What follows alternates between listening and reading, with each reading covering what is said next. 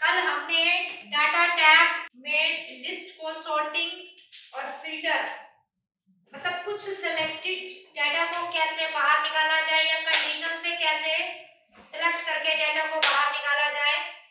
आज हम बात करेंगे अपनी लिस्ट में से डुप्लीकेसी कैसे खत्म की जाए। मतलब अगर आपका लिस्ट बहुत बड़ा है, उसमें से जो हमारा डाटा कॉपी हो गया, डुप्लीकेट एंट्रीज आ गई, उनको खत्म कैसे किया जाए।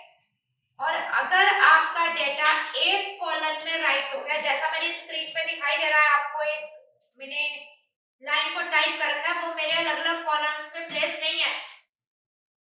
आप देख रहे हैं एक्सेल बेसिकली काम कैसे करता है, कुछ इस ढंग से काम करता है जो हमारा अलग अलग लिस्टिंग पे फिल्टर होकर और अलग अलग से फील्ड दिखाता है, कुछ इस तरह से दिखाता है ना हमें। लेकिन आप इसके ऊपर ये लाइन देख रहे हैं, एक ही कॉलम में लिखी गई है। आप यहां से इसको ड्रैग करके देखिए, है ना पूरा एक फील्ड, और नीचे का देखो अलग अलग हो गए। हमारे को इस पूरी लाइन को अब अलग अलग कॉलम्स में कैसे लेके आना है, मतलब मेरे को टाइप नहीं करना पड़े, मेरा समय भी बच जाए, मेरे पास मैटर कुछ इस ढंग से दिख रहा है। एक्टिव सेल को यहां छोड़ेंगे हम, डाटा टैब के डाटा टूल में चलेंगे, टेक्स्ट टू कॉलम। जैसा उसके नाम से भी पता लगेगा आपको कि हमारे को कैसे कॉलम बनाने, लेकिन उसने आपको क्या बोला, no data was selected to first. क्यों नहीं है? क्योंकि मेरी एक्टिव सेल खाली सेल के ऊपर है, मेरे को जिस डाटा के पार्टीशन करने हैं वो डाटा के ऊपर मेरा एक्टिव सेल होना चाहिए। आप क्लिक कर दीजिए वहां पर, टेक्स्ट टू कॉलम में चलें। जैसे ही आप टेक्स्ट टू कॉलम में जाएंगे, आप ध्यान दीजिए एक डायलॉग बॉक्स खुलेगा, उस डायलॉग बॉक्स में आपको फिक्स्ड विथ नेक्स्ट जैसे ही करोगे आप ऑटोमेटिकली देखो रूलर ने क्या कर रखा है, पार्टीशन कर रखे हैं। लेकिन अभी आप देख रहे हैं माइंड क्यों सिलेक्ट हुआ, इज भी ठीक है, लर्निंग भी ठीक है, इंस्टीट्यूट स्टॉप हो जाता है यहीं पर जहां उसका पॉइंटर है। तो यहाँ पे आप एक कॉलम खुद इंसर्ट कर सकते हो, देख रहे हैं आप।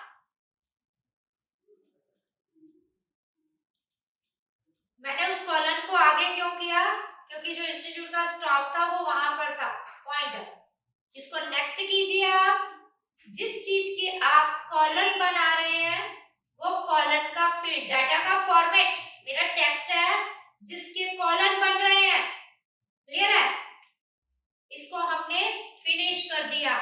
जैसे ही हमने फिनिश किया, क्या दिखाई दे रहा है आपको,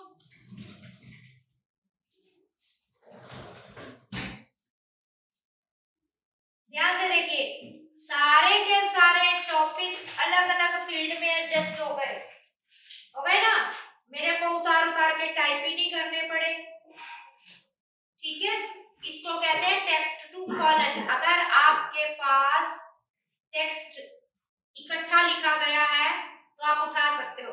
अभी आप देखो, मैं यहाँ पर आपको एक ऑप्शन और बताती हूँ, इसका टेक्स्ट टू कॉलम डाइवर्ट करने का कैसे होगा। हमारा अगर नोटपैड में डाटा राइट है, नोटपैड फ्रॉम टेक्स्ट, ये देख रहे हैं आप डाटा टैब में गेट एक्सटर्नल डाटा जो सपोर्टिंग करता है बाहर से एक्सटर्नल डाटा को लाने का, फ्रॉम टेक्स्ट।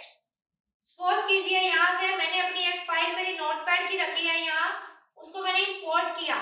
इंपोर्ट जैसे ही किया उसने यहाँ पर ऐड कर लिया मेरी फाइल को, देखो, ठीक है।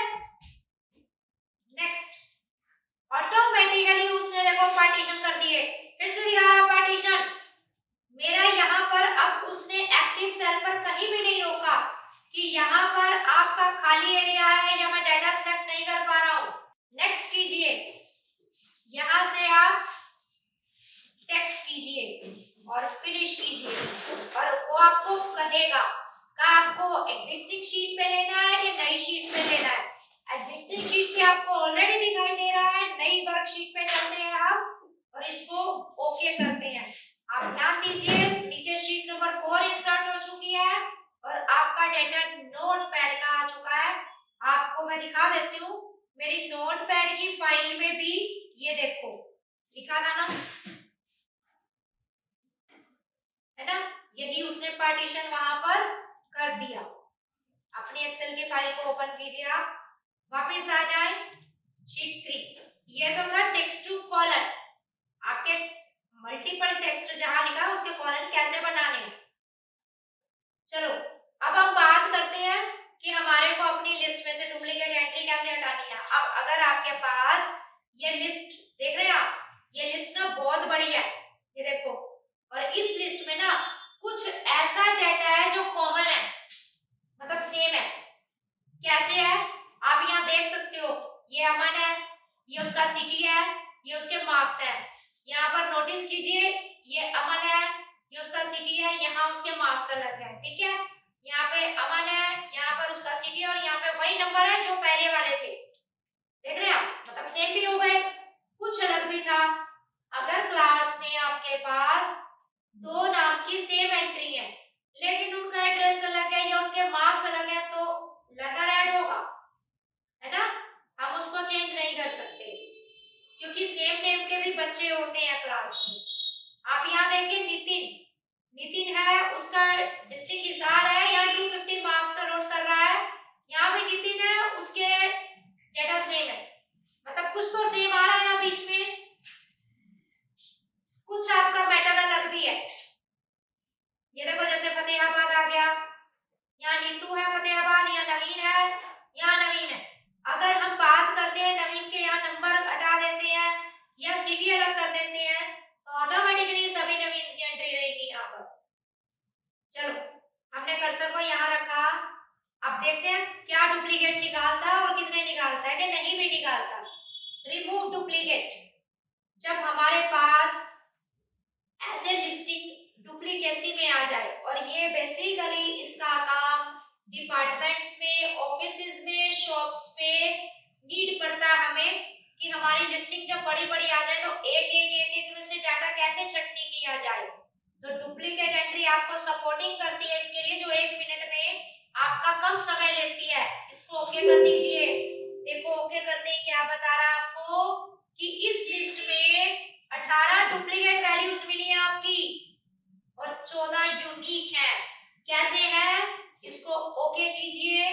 आप नोटिस कीजिए लिस्ट कितनी बड़ी थी और कितनी छोटी हो गई, देख रहे हैं आप, हो गई आपकी लिस्ट की छटनी। था ना कितना आसान काम करना है इसके ऊपर, ठीक है। आज वाली कमांड आई थिंक मेरे हिसाब से बहुत जल्दी समझ में आएगी और इनका हमारे को नीड भी होता है, इनका प्रयोग भी होता है आपका सरकारी विभाग में, प्राइवेट सेक्टर्स में, कहीं भी। यहाँ तक कि लर्नर्स जो असाइनमेंट बना रहे होते हैं उन्हें भी नीड पड़ती है जब लिस्टिंग पे काम हो, ठीक है। बस आज के लिए इतना बहुत है, कल फिर मिलेंगे। Thank you.